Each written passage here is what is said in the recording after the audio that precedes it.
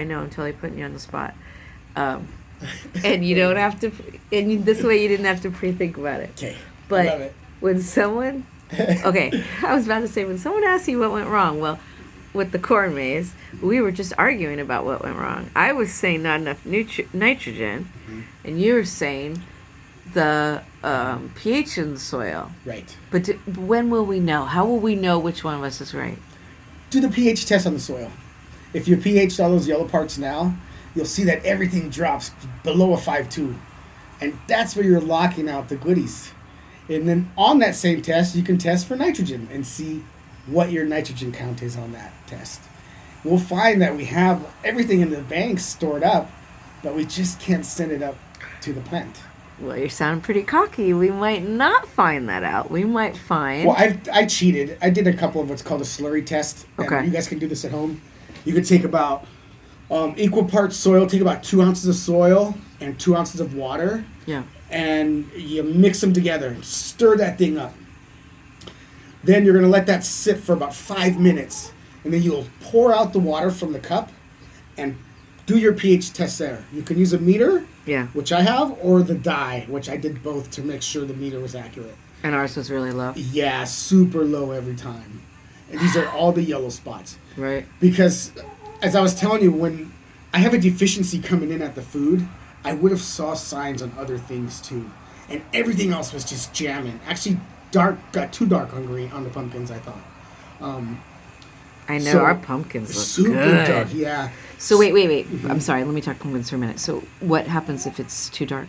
So a lot of times, if we have too much nitrogen in a plant, nitrogen is one of those elements that's it's scarce in the universe. So pests are going to be attracted to that plant so quick. Got it. As a nutrient for them. The Okay. plant, as it gasses off, it's growing, but it's like us, it's breathing. So that nitrogen is like coming off of the plant. That's what causes the pest. Thank you. Pumpkins, for not so explaining. much we have to worry about. Okay. But I didn't want to call them into the field to start on the rest of the crops. Okay, that makes sense.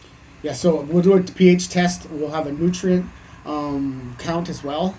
And then this will definitely help us calibrate. Because I think, Kat, if we would have dropped in, when we saw it not uptaking, some of the liquid lime, like we put in towards that last drop that we did, that liquid lime could have brought that pH up for us Right. without having to take the tractors over the corn, which is some of it was already growing.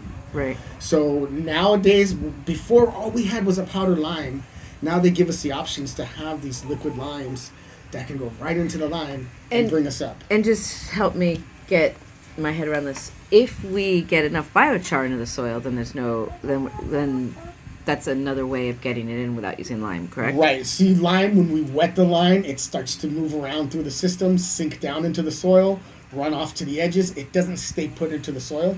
The char does, though. The char sticks into that soil, and it doesn't go anywhere. And that's the buffer that's needed to raise the pH back up. And it harbors the microbes that naturally, as they live in your soil, their waste material buffers that pH up as it drops too low.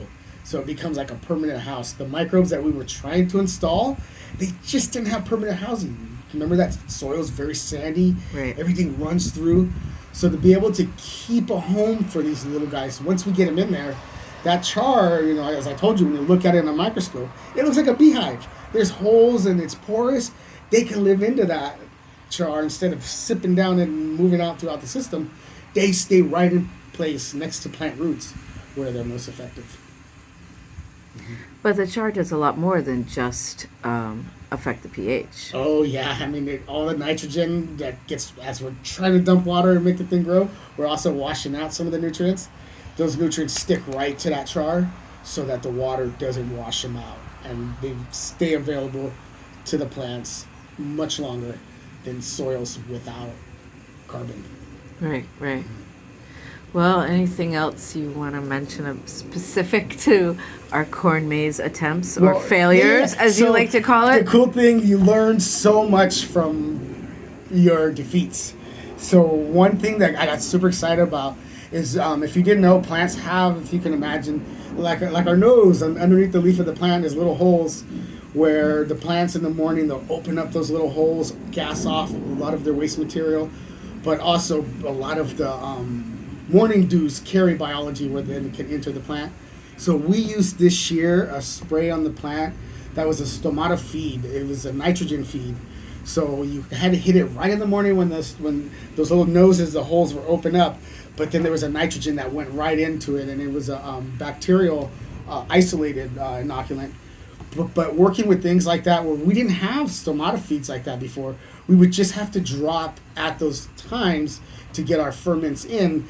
We have now specific microbes that are in relation to plants that can give you the nitrogens that they need and not make it so Russian roulette when we're dropping it in. We know exactly that's what we're getting. So we did so much spraying. Actually broke Cat's backpack spray. We were spraying so much out there. But we were trying to feed all the time through the leaf, because a lot of times when your plants are locked down below, you can get them in through nutrients in through the leaf and keep up with it. But the corn, we just couldn't get that. Some of it really took off and did well, but the parts that were super locked, nada, nothing going. Right. Mm-hmm. By the way, I don't know a better language for this, but we always refer to us as no spray, because we can't say we're organic since we're not certified organic, right? So we say no spray to indicate that we don't use any pesticides, but we spray everything, yeah. Right? We're spraying everything with food. Right. I don't know, when we're talking and people are listening to you and they're talking about like these things we're spraying, like I don't know a better way to kind of get across that we're talking about trying to get food into the plant when it can best absorb it. Yeah, so sprays before, when they talked about spraying the garden, it was always the only sprays we had were bad sprays. But now we have something different. We have something very similar to kombucha tea. It's made with beneficial microbes that work in symbiotic culture to then ferment sugars. The sugars, once they're fermented, have tons of minerals and vitamins, which then that's what we're spraying on the plants.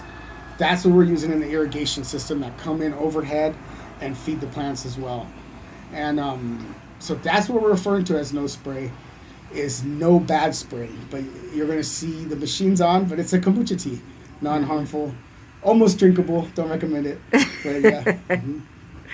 All right. Well, I'm trying to think if we should add anything else. We were talking about so much before I turned on the video. Like we were talking about adding the daikon cover crop to try to help the area that we want to plant in maize next year. I don't know if there's anything you want to add about cover cropping for it. Yeah, so the daikon, her field has so many different composites all the way around. Some soil is really loose and sandy, some of it's extra tight. So the daikon radishes are huge, and they penetrate deep into the soil with this beautiful long cone-shaped root. But this is what then is going to make the opening so that we can get air once those decompose down and break down. We can get the air into the soil. We can get biology back into the soil from the roots. So we're going to count on plants to help loosen up the ground and I think enrich the soil. But I did want to add, Kat, I was thinking about the compost tea. One of the things I was thinking about with the tea is using the kombucha tea. It's lactic acid bacteria, like from yogurts and pickling and things like that. But we had tons of the beetles around the field this year, and the adults were everywhere. You can walk around and you'd see them, which usually is cause for alarm. But because we were watering overhead, that lactic acid bacteria would hit the eggs. That liquid and the bacteria would get on the eggs of the pest. And once you begin to pickle the eggs, they don't hatch. So we had tons of colonies out there, but the reproduction cycle was slowed because there was no eggs hatching. So that was a great benefit from the kombucha tea. Yeah, I saw some out there yesterday when Drew and I were working on the pathways. Man, that is not a sight you want to see. No, it's so scary how you're walking through the pumpkins, these things are flying around, but then there's not a lot of damage, and you're like, well, I'm just not going to bomb the whole place if they're not damaging the plant. Right. But they're there, but I don't want to use any kind of toxins, so we kept on with the lactic acid bacteria, a little bit of the wood vinegars to make it smell like it was smoke. Wood vinegar is made from the biochar process, and this gives you this. It's like a hickory smoke if you go to the grocery store, but it makes the plants think the bugs think there's a fire going on out there, and no biology wants to hang on fire because it'll kill you, so it keeps them away. It doesn't get rid of them, but slows it down long enough so that the plants can grow to a stage where they get bigger and their immune systems get a little stronger. The cell walls even tighten up, and that creates a natural defense for the plant. Cool. So that was so cool out there. All right. Well, thank you. You're welcome.